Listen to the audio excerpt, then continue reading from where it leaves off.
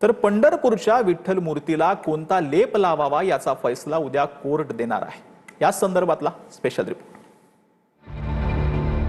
पंढरपूरच्या विठ्ठल मूर्तीच्या जतनासाठी यापुढे केमिकलचा लेप लावला जाईल की आयुर्वेदिक पद्धतीनेच लेपन प्रक्रिया सुरू राहील याचा फैसला काही तासांनी होणार आहे। मूर्तीची झीज होत असल्याचं कारण देत पुरातत्व विभाग केमिकल लेपन प्रक्रिया करावी या बाजूने आहे। मात्र वारकरी संप्रदायाने त्याला विरोध करत पारंपरिक आयुर्वेदिक वज्रलेपच करण्यात यावा अशी भूमिका घेतली आहे। केमिकल लेप विरोधात वारकरी कोर्टातही गेले आहेत, ज्याचा निकाल 22 तारखेला लागणार असल्यानं समस्त वारकऱ्यांचं त्याकडे लक्ष लागलंय। पंढरपूरच्या विठ्ठल मूर्तीला आधीपासूनच पारंपरिक वज्रलेप केला जातो, त्यामुळे मोठ्या प्रमाणात वारकऱ्यांची तोच लेप असावा अशी भावना आहे।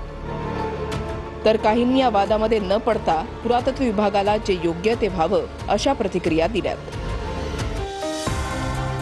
प्राचीन मूर्तींची अभिषेक, पूजा, दुग्धाभिषेक यामुळे झीज होते ती थांबवण्यासाठी मूर्तीला लेप लावला जातो। केमिकल लेपमध्ये आधुनिक रसायनं म्हणजेच इपॉक्सी, सिलिकॉन आणि वाळू पावडरचा वापर होतो। आयुर्वेदिक लेप हा नैसर्गिक वनस्पती, शंखाचं पाणी, बेलाचा रस अशा 27 नैसर्गिक घटकांनी तयार होतो। केमिकल लेप हा मूर्तीवर प्लास्टिक सारखा एक थर बनवतो, ज्यामुळे मूर्तीवरची छिद्र भरतात।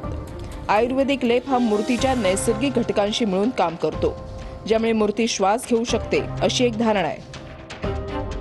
केमिकल लेप हा काही वर्ष टिकतो, मात्र वारंवार केल्यास मूर्तीचं नुकसानही होऊ शकतं। आयुर्वेदिक लेप कमी टिकतो, पण मूर्तीचं नैसर्गिक रूप जिवंत ठेवतो। केमिकल लेप ही वैज्ञानिक पद्धत असून त्यामुळे मूर्तीची झीज लवकर थांबते असा दावा आहे। तर आयुर्वेदिक लेप प्राचीन परंपरेशी सुसंगत असून मूर्तीचं नुकसान होऊ देत नसल्याचा दुसरा दावा केला जातो। तोटा म्हणाल तर केमिकल लेप वारंवार केल्यास मूर्तीचं नुकसान होतं।